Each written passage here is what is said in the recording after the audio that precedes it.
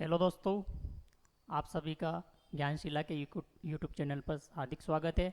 आप सभी से रिक्वेस्ट है, चैनल को ज़्यादा से ज़्यादा सब्सक्राइब करें, लाइक करें और सभी फ्रेंड तक शेयर करें, ताकि इस जो सीरीज चल रही है आपके फ्री एमपीपीएससी और अन्य एग्ज़ाम के अकॉर्डिंग यह सभी तक विस्तारित हो सके। चलिए, आप सभी को पता है हम कुछ चीज़ें पढ़ रहे हैं जियोग्राफी से लेकर। उसमें हमारा पिछला लेक्चर जो मृदा से संबंधित था, ठीक है। भारत में कौन कौन सी मृदाएं थी हमने आईसीएआर के अनुसार पढ़ा था। 8 प्रकार की मृदाएं थी और उनका 8 का वितरण भी पढ़ लिया था, ठीक है। अब आगे कुछ मृदा संबंधित चीज़ें बाकी रह गई है, उनको हम करते हैं, ठीक है। चलिए आइए, देर नहीं करते हुए आपको मैंने कुछ मृदाएं बता दी थी, ठीक है, उनका वितरण बता दिया था। जैसे सबसे मुख्य जलोढ़ मृदा थी आपके। जलोढ़ मृदा पूरे उत्तर विशाल मैदान से लेकर तटीय मैदानी क्षेत्रों में पाई जा रही थी, ठीक है, और इसकी सारी विशेषता पढ़ी थी। फिर दूसरी हमने काली मृदा पढ़ी थी, जो दूसरी प्रमुख मृदा थी, ठीक है। ये आपके दक्कन के पठार, मालवा के पठार, गुजरात का सौराष्ट्र क्षेत्र, राजमहल की पहाड़ियाँ और कोयम्बटूर पठार में मिल रही थी, ठीक है। अपनों ने सारी डिटेल पढ़ी थी। फिर इसके बाद अपनों ने पढ़ी थी लाल पीली मिट्टी। ये लाल और पीली गीली होने पर पीली हो जाती, बताया था मैंने। प्रायद्वीपीय भारत का जो शेष भाग है उसमें मुख्य रूप से मिलती है, ठीक है, और कैसे बनी थी इसकी प्रक्रिया भी बताई थी हमने, ठीक है। इसके बाद हमने पर्वतीय मिट्टी भी पढ़ी थी, पर्वतीय क्षेत्रों में जिसका विस्तार था। लेटराइट मिट्टी भी पढ़ी थी, जहाँ ज़्यादा बारिश हो रही थी और ज़्यादा तापमान था। बलुई मिट्टी भी पढ़ी थी हम लोगों ने, जो मुख्यतः रेगिस्तान वाले क्षेत्र में मिल रही थी आपके थार मरुस्थल में, ठीक है। इसके अलावा लवणी मिट्टी पढ़ी थी हमने, जो हरित क्रांति के क्षेत्र रहे हैं वहाँ मृदा वर्तमान में लवणी हो चुकी है। और एक हमने पीट मिट्टी पढ़ी थी, जो डेल्टाई भागों में मिल रही थी आपके, ठीक है। तो इस प्रकार हमने कुछ प्रमुख मिट्टियाँ पढ़ ली थी, ठीक है। अब इन मिट्टी से संबंधित कुछ क्वेश्चन और भी आते हैं, और वो प्रीलिम्स और मेंस दोनों में बनते हैं। वो पहला यहाँ से बनता है मृदा अपरदन, ठीक है। तो मृदा अपरदन होता क्या है, मृदा अपरदन किस किस प्रकार का होता है, भारत में कौन कौन से मृदा अपरदन के क्षेत्र हैं, ये सारे के सारे हम अभी डिस्कस करने वाले हैं, ठीक है। तो आप सबसे पहले पढ़ोगे मृदा अपरदन, और मृदा अपरदन पढ़ोगे तो मृदा अपरदन की परिभाषा क्या होती है आपको जरूर याद होना चाहिए, ठीक है। और मृदा अपरदन की परिभाषा पढ़ने जाओगे आप तो क्या होगी, मृदा की सतह का ढीला होना और एक जगह से दूसरी जगह पर क्या हो जाना, विस्थापित हो जाना, मृदा अपरदन कहलाता है, ठीक है। या आप कह सकते हो बाह्य बलों द्वारा मृदा की ऊपरी सतह का विनाश क्या कहलाता है, मृदा अपरदन कहलाता है, ठीक है। कौन से बलों द्वारा, मुख्य रूप से अगर प्राकृतिक रूप से देखें तो बाह्य बलों, लेकिन वर्तमान में मृदा अपरदन की जो समस्या उत्पन्न हुई है उसमें मानवीय कारक महत्वपूर्ण रहा है। तो हम पहले मृदा अपरदन पढ़ेंगे, फिर मृदा अपरदन की परिभाषा हमने बता दी है क्या होती है आपकी, और उसके प्रकार पढ़ेंगे, ठीक है। तो मृदा अपरदन होता क्या है, मृदा की ऊपरी सतह का अपरदन, एक जगह से दूसरी जगह पर विस्थापित होना क्या कहलाता है, मृदा अपरदन कहलाता है, ठीक है। और ये कितने प्रकार का होता है मुख्य रूप से, तो आप पढ़ोगे मृदा अपरदन मुख्य रूप से 2 प्रकार का होता है। एक होता है अवनालिका अपरदन और दूसरा होता है परतदार अपरदन। एक अवनालिका अपरदन और एक परतदार अपरदन। अवनालिका अपरदन को अपन गली इरोजन बोलते हैं और परतदार अपरदन को स्ट्रीट इरोजन बोलते हैं, ठीक है। ये परतदार और गली अपरदन या अवनालिका अपरदन में क्या फ़र्क है, तो यही एग्जाम में क्वेश्चन पूछा गया है, ठीक है। जो मुख्य रूप से अवनालिका जो अपरदन होता है वो नदी जल द्वारा होता है। नदी जल भी एक बाह्य बल का प्रकार है, उन्होंने बाह्य बल पढ़े थे, उसमें ध्यान रखना है। तो ये बाह्य बल का प्रकार है। अवनालिका अपरदन मुख्य रूप से किसके द्वारा होता है, नदी जल के द्वारा होता है, ठीक है। फिर आपके परतदार अपरदन जो होता है मुख्य रूप से किसके द्वारा होता है, पवन के द्वारा होता है या हवा के द्वारा होता है। अब आपके ये नदी जल जहाँ जहाँ बहेगा वहाँ पर होगा, और या जहाँ हवाएं तेज चलेगी वहाँ पर होगा। अब मुख्य रूप से अवनालिका अपरदन के लिए भारत में एक मुख्य क्षेत्र विख्यात है, आपके कई बार एग्जाम में पूछा गया है, कौन सा, चंबल यमुना के बीहड़, ठीक है। या इनको बोला जाता है खड्ड, स्थानीय भाषा में चंबल बीहड़ के खड्ड फेमस है आपके, ठीक है। और चंबल के तो बीहड़ आपके, आप इतिहास में पढ़ोगे तो चंबल के बीहड़ तो काफ़ी मुख्य रूप से प्रसिद्ध रहे हैं।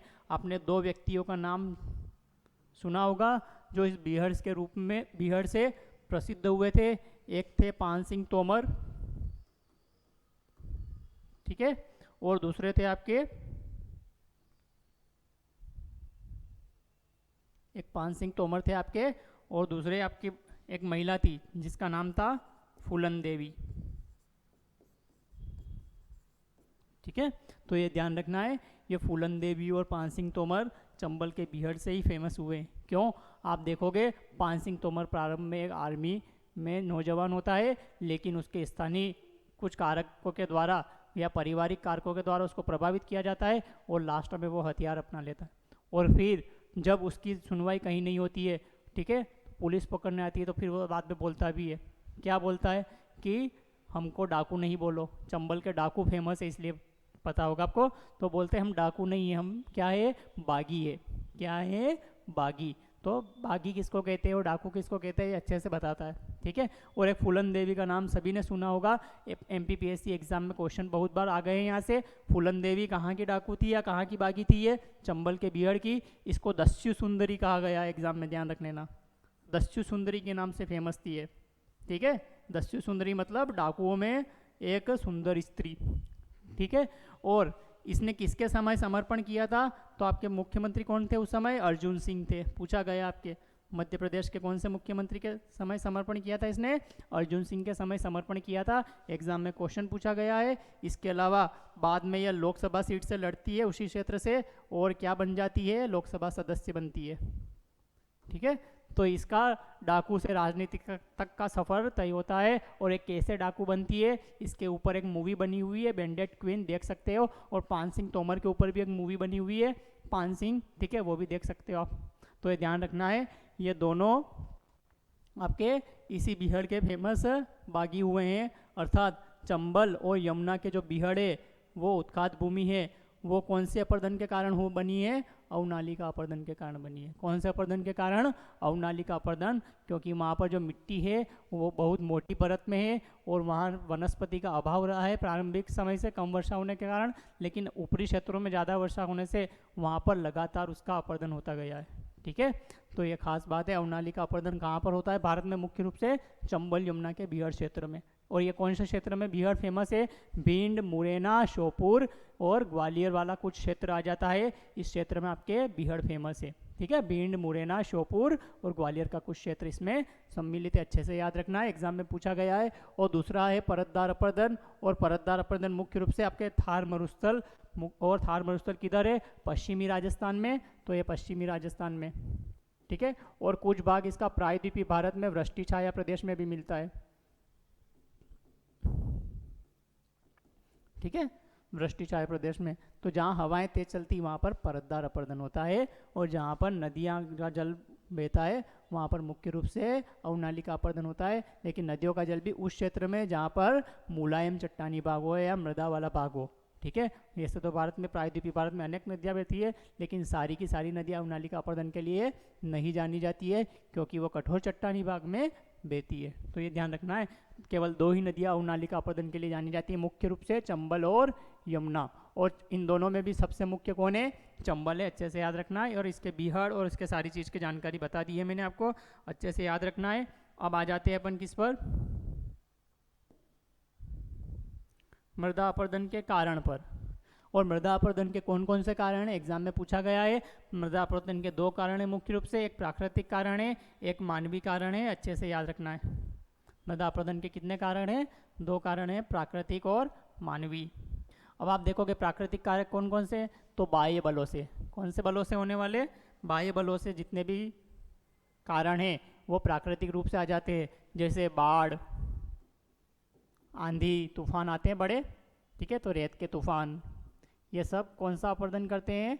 मृदा का अपर्दन करते हैं, लेकिन प्राकृतिक रूप से करते हैं। सागरी तरंगे,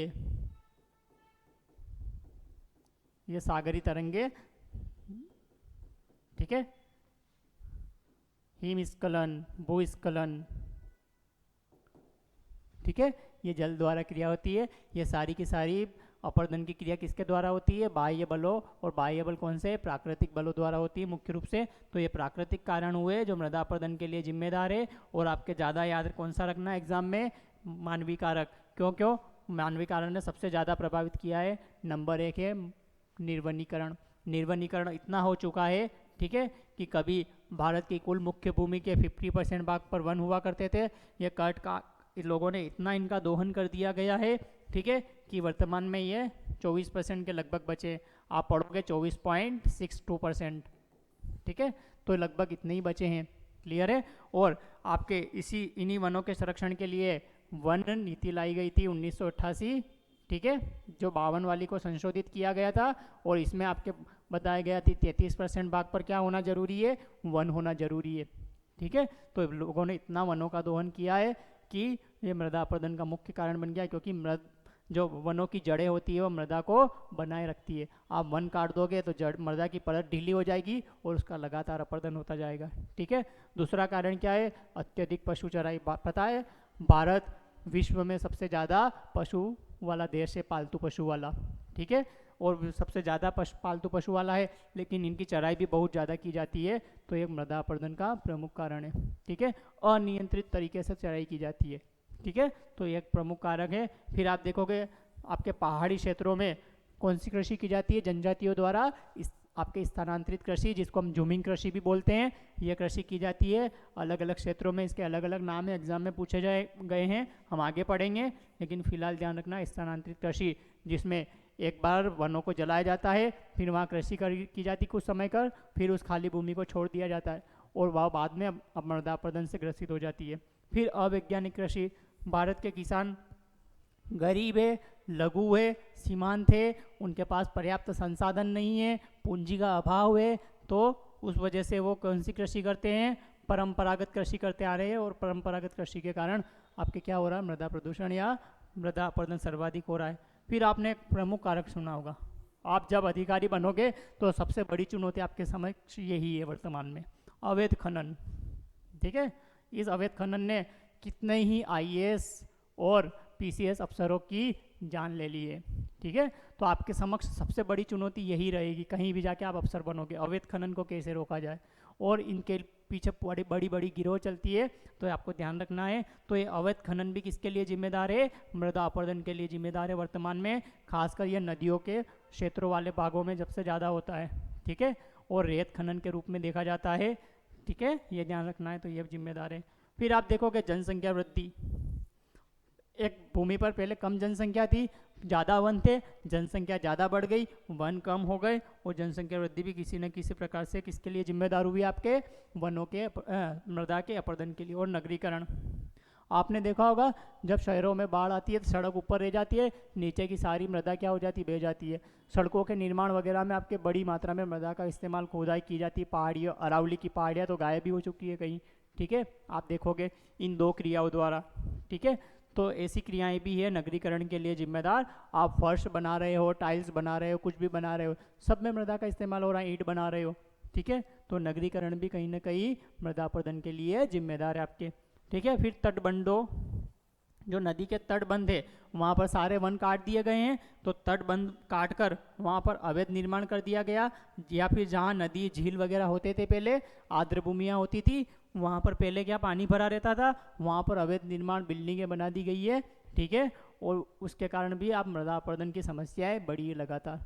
क्यों, पहले नदी कहीं और से बहती थी, वहाँ आपने कुछ मकान खड़ा कर दिया, उसको तो अपना मार्ग चाहिए, वो दूसरा मार्ग बदलेगी तो वहाँ की मिट्टी का कटाव करेगी, तो कहीं ना कहीं आपके मृदा अपरदन के लिए कारक भी जिम्मेदार है। फिर आपके ये तीन चीज़ें जिम्मेदार रही, अत्यधिक उर्वरकों का प्रयोग, कीटनाशकों का प्रयोग और अत्यधिक सिंचाई का प्रयोग, और ये सब किया गया हरित क्रांति में आपके, तो कहीं ना कहीं हरित क्रांति भी किसके लिए जिम्मेदार रही है, मृदा अपरदन के लिए जिम्मेदार रही है मुख्य रूप से। क्यों, अत्यधिक उर्वरकों, कीटनाशकों और सिंचाई से मृदा लगातार प्रदूषित होती गई, और उसकी जो बनावट थी, संरचना में बदलाव आता गया, और वो अपरदन से ग्रसित हुए वर्तमान में, और वहाँ पर वायु अपरदन सर्वाधिक देखा जा रहा है, ठीक है, तो ध्यान रखना है। तो ये सब आपके मृदा अपरदन के कारण हुए, प्राकृतिक और मानवीय, एग्जाम में ऐसे कैसे पूछे जा सकते हैं, अच्छे से ध्यान रखना है आपको, ठीक है। चलिए आगे चलते हैं, ये मृदा अपरदन और मृदा अपरदन के प्रकार और मृदा अपरदन के कारण हुए हैं। अब आगे चलते हैं हम, और आगे आपको उपाय भी तलाशना पड़ेंगे। क्यों आपको उपाय तलाशना है, क्योंकि आप जब इस प्रशासनिक सेवा में जाएंगे, ठीक है, तो आपको क्यों बुलाया जा रहा है, वहाँ पे कोई भी समस्या हो तो उसका समाधान तलाशो आप, ठीक है, और समाधान तलाशना है तो इसके भी समाधान बताना पड़ेंगे आपको। तो क्या क्या समाधान हो सकते हैं, तो जो समस्याएं थी वो उनका निराकरण कर दो, वही क्या आपके समाधान है। तो अच्छे से ध्यान रखना है।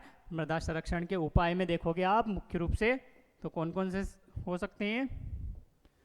मृदा संरक्षण के उपाय में सबसे पहले निर्वनीकरण हो रहा था, तो उस पर रोक लगा दो आप।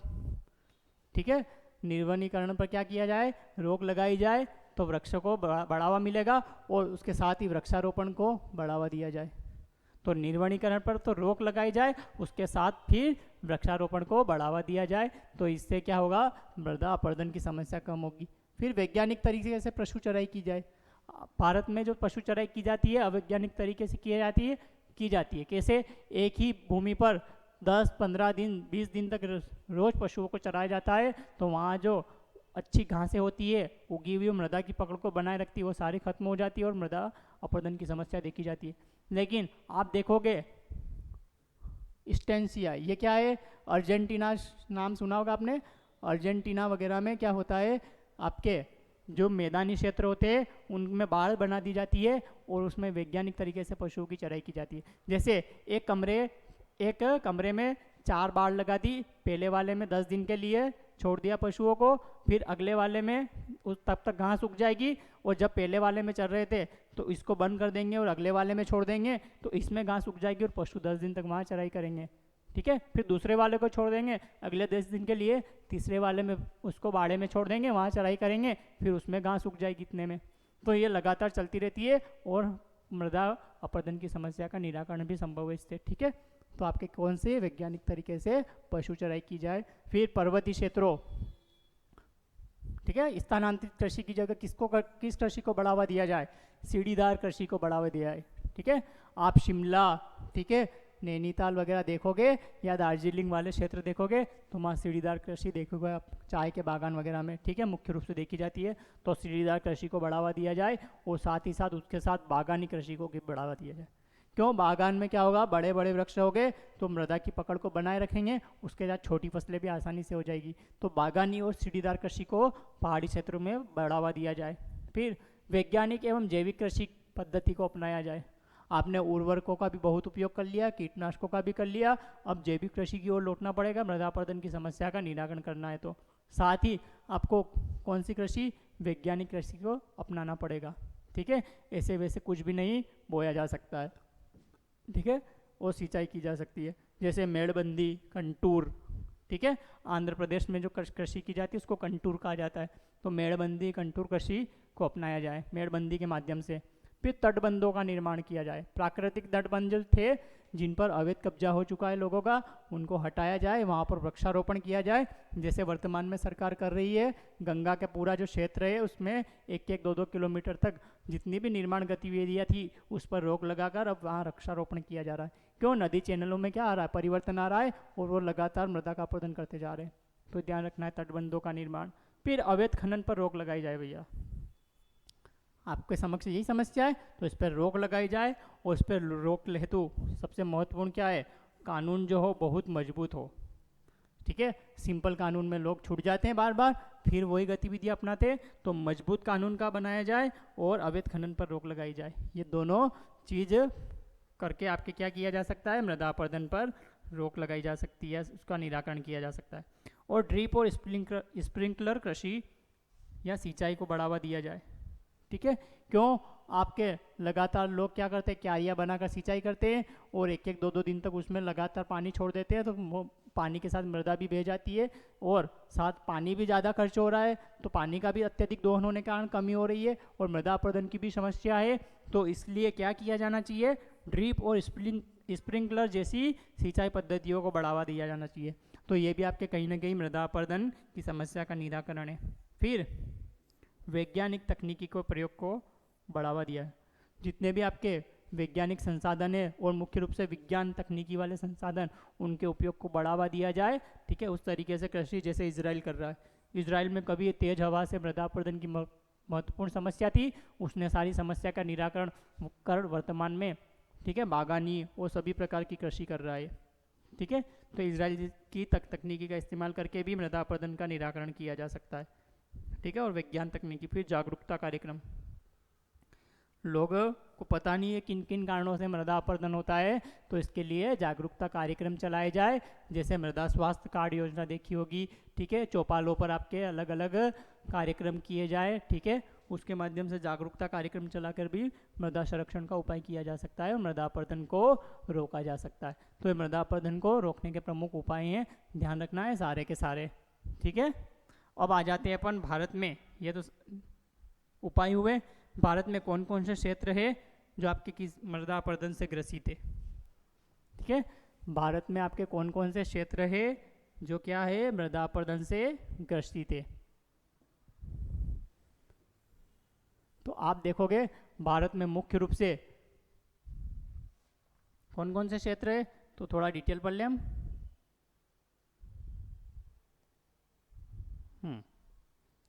देखोगे सबसे प्रमुख क्षेत्र कौन सा है, ऊपर से देखना स्टार्ट करेंगे हम, तो शिवालिक या गिरिपथ क्षेत्र। आपने देखा होगा हिमालय में लगातार भूस्खलन की क्रियाएं, हिमस्खलन की क्रिया देखी जाती है, सर्वाधिक भूस्खलन की देखी जाती है, और कौन से वाले क्षेत्र में, शिवालिक वाले क्षेत्र में। तो शिवालिक या गिरिपथी क्षेत्र आपके मृदा अपरदन से ग्रसित है। फिर आप देखोगे राजस्थान, गुजरात, पंजाब, हरियाणा का शुष्क प्रदेश, अर्थात थार मरुस्थल से लगा हुआ जो क्षेत्र है वो भी कहीं ना कहीं लगातार थार मरुस्थल के विस्तार से ग्रसित होता जा रहा है, तो वहाँ पर भी मृदा अपरदन की प्रमुख समस्या है। यहाँ पर वायु अपरदन ज़्यादा समस्या है, यहाँ पर जल अपरदन से ज़्यादा समस्या है, ठीक है। तो ये दोनों चीज़ ध्यान रखना है। फिर आपके नर्मदा, ताप्ती और साबरमती घाटी का क्षेत्र जो है निचला वाला क्षेत्र है, वहाँ पर भी मृदा अपरदन की प्रमुख समस्या है वर्तमान में, ठीक है। तो नर्मदा, ताप्ती और साबरमती क्षेत्र, ठीक है, यहाँ पर भी मृदा अपरदन की समस्या है। आप ध्यान रखोगे जब भी दिल्ली मुंबई रेलवे लाइन से गुजरते हो तो आप वडोदरा से, दाहोद वडोदरा से आप सूरत के तक के बीच वाले क्षेत्र में देखते हैं तो बड़ी मात्रा में मृदा का अपरदन किया गया नदियों द्वारा वहाँ पे, तो ध्यान रखना है।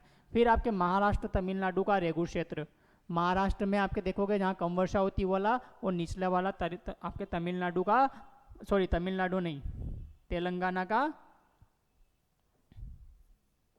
महाराष्ट्र और तेलंगाना का कौन सा क्षेत्र, रेगुर क्षेत्र, ठीक है, या वृष्टि छाया क्षेत्र।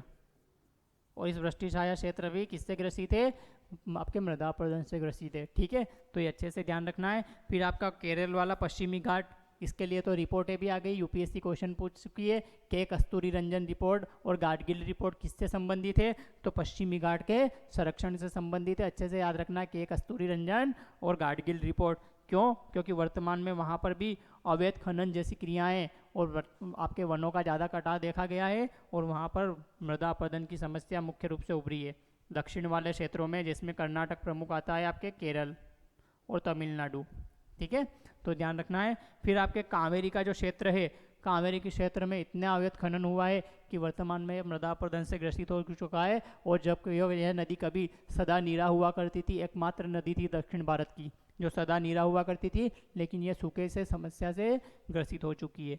क्यों, मृदा अपरदन के कारण।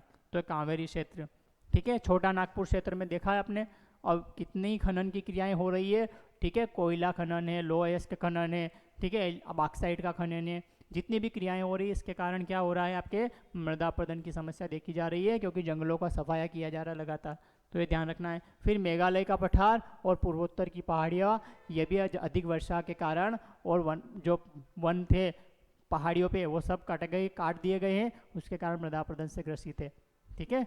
तो ये भारत के कुछ प्रमुख क्षेत्र हैं, ठीक है, जो मृदा अपरदन की समस्या से ग्रसित है। एग्जाम में क्वेश्चन पूछे गए हैं, अच्छे से याद रखना है और ये डायग्राम बना लेना है। और इसे मृदा संरक्षण बोर्ड की स्थापना कब की गई थी, आपके 1953 में, ठीक है। तो ये मृदा संरक्षण बोर्ड गठन करना पड़ा, इतनी समस्या उत्पन्न हो गई है, ठीक है, कि स्पेशल बोर्ड बनाना पड़ा है। और कब बनाया गया है, 1953 में बनाया गया है। तो ये प्रमुख क्षेत्र हुए जो मृदा अपरदन से ग्रसित है, और ये आपका बोर्ड हुआ जो 1953 में इनके समस्या के समाधान के लिए बनाया गया था। इसमें एक चीज़ छूट गई आपके, चंबल यमुना जो क्षेत्र किसके लिए था, अवनालिका अपरदन के लिए था। तो ये भी एक प्रमुख क्षेत्र छूट गया है, लिख लेना है। ये सारे के सारे क्षेत्र आपके मृदा अपरदन से ग्रसित है, ठीक है। चलें आगे, तो ये इतना से याद रखना है, ठीक है।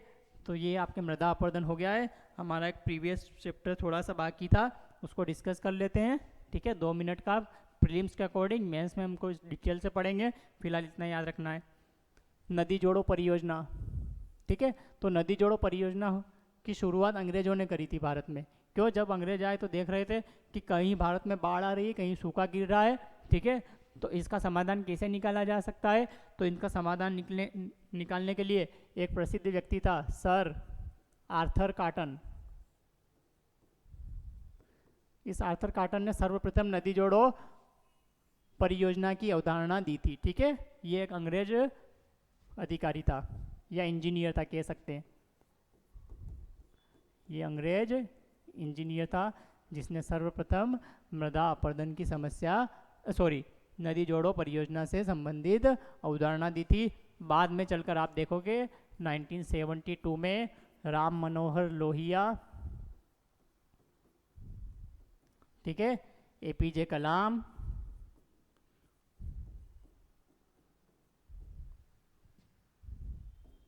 और अटल बिहारी वाजपेयी,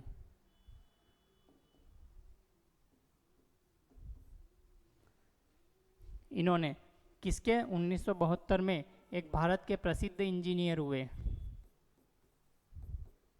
कौन थे भारत के प्रसिद्ध इंजीनियर? आपके थे एम विश्वेश्वरैया, ठीक है। इन एम विश्वेश्वरैया ने, ठीक है, भारत में फिर बताया कि नदी जोड़ो परियोजना भारत की एक प्रमुख आवश्यकता है और इससे पूरे संपूर्ण भारत में सूखे और बाढ़ की समस्या से निजात पाई जा सकती है, ठीक है। और इन्हीं के सुझाव पर किसने? राम मनोहर लोहिया ने, डॉक्टर एपीजे कलाम ने और अटल बिहारी वाजपेयी ने इसका समर्थन किया था। और आगे चलकर जब आपके अटल बिहारी वाजपेयी की सरकार बनती है, ठीक है, तो उसमें इस नदी जोड़ो परियोजना की नींव भी रखी जाती है, ठीक है। और इसमें कहा जाता है आपके उत्तर भारत की जो कितनी नदियां हैं, 14 नदियां हैं, और दक्षिण भारत की कितनी, 16 नदियां हैं। इनको आपस में जोड़कर क्या करना है, ठीक है, बाढ़ और सूखे की समस्या का समाधान करना है। इसके अलावा पेयजल की समस्या, सारी समस्याओं का समाधान। कितनी? उत्तर भारत के एग्जाम में पूछा गया 14 नदियाँ है। दक्षिण भारत की कितनी है? 16 नदियाँ हैं। इनको आपके आपस में जोड़ देना है, लिंक कर देना है, ठीक है। तो ये अटल बिहारी वाजपेयी ने इसकी नींव रखने की कोशिश की थी, लेकिन आगे चलकर जब उनकी सरकार नहीं रही तो ये योजना क्या हो गई, बंद कर दी गई। लेकिन फिर बाद में आप देखोगे जब मोदी सरकार आती है, ठीक है, एनडीए सरकार आती है, तो इस योजना को वापस लेकर आती है और सबसे पहले इसके तहत जोड़ा जाता है आपको केन बेतवा को, जो मध्य प्रदेश की प्रथम परियोजना है, ध्यान रख लेना। और ये पहली है जिसको जोड़ा जा रहा है, केन बेतवा लिंक परियोजना, आपको ध्यान रखना है। इसमें इस केन के अधिक जल को किस में पहुंचाया जाएगा? बेतवा में पहुंचाया जाएगा। और इस बेतवा के माध्यम से बुंदेलखंड में जो सूखा गिरता है, ठीक है, उस बुंदेलखंड में सूखे की समस्या का, पेयजल की समस्या का निराकरण किया जाएगा, ठीक है। तो यह कुछ नदी जोड़ों से जुड़े प्रीलिम्स से संबंधित फैक्ट है जो याद रखना है। इसको हम मेंस में वैसे भी डिटेल में पढ़ेंगे, फिलहाल इतना ध्यान रखना। नदी जोड़ो परियोजना सर्वप्रथम अवधारणा सर आर्थर कॉटन के द्वारा दी गई थी, जो एक अंग्रेज इंजीनियर था, ठीक है। बाद में स्वतंत्रता प्राप्ति के बाद, ठीक है, एम विश्वेश्वरैया द्वारा इसको आगे बढ़ाया गया। और इसका समर्थन किसने किया था? राम मनोहर लोहिया, एपीजे अब्दुल कलाम और अटल बिहारी वाजपेयी ने, ठीक है। और 2003 में तो इन्होंने इसकी कोशिश भी करी लाने की, लेकिन इनकी सरकार बाद में चली गई 2004 में, और फिर इस योजना को अनदेखा कर दिया गया। लेकिन जब 2014 में फिर दूसरी सरकार आती है और वो बाद में इसको योजना को लेकर आती है, ठीक है। और इसके तहत केन बेतवा लिंक और पहली परियोजना जिसको जोड़ा जा रहा है, इसमें केन के अधिक जल को बेतवा में पहुंचाया जाएगा और बुंदेलखंड का सूखा का निराकरण किया जाएगा। ये अच्छे से याद रखना है। तो ये मृदा संरक्षण भी पढ़ लिया आप लोगों ने, ठीक है, मृदा अपरदन भी पढ़ लिया, ठीक है, और ये नदी जोड़ो परियोजना भी पढ़ ली है। आज के लिए काफ़ी है। हम नेक्स्ट क्लास में नए टॉपिक के साथ मिलेंगे। Thank you so much.